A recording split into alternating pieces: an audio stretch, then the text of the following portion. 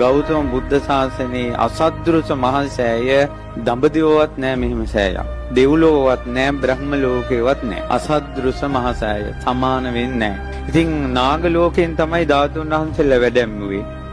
ඒ ද්‍රෝණයක් ධාතුන් වහන්සේලා. ද්‍රෝණයක් කියලා කියන්නේ බුදුරජාණන් වහන්සේගේ සම්බුදු සිරුරේ සම්පූර්ණයෙන්ම තිබ්බේ ද්‍රෝණ 8යි. 8න් එක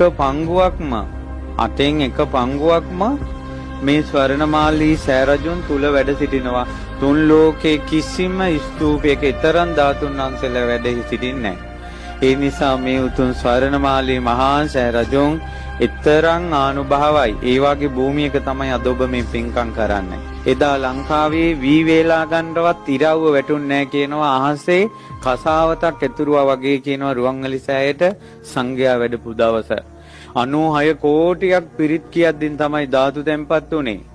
මේ රම්මැලි මහා සෑයේ මුදුනේ බුදුරජාණන් වහන්සේගේ සම්බුදු සිරුර මැවිලා බුදුරැස් විහිදුවා මිනිසුන්ට ප්‍රසාදය ඇති කළා. ඒ වෙලාවේ එතන වැඩ හිටපු උතුම් රහතන් වහන්සේ නමක් ඒ ශ්‍රද්ධාවෙන් ඉන්න මිනිසුන්ට ධර්මයේ දේශනා කළා.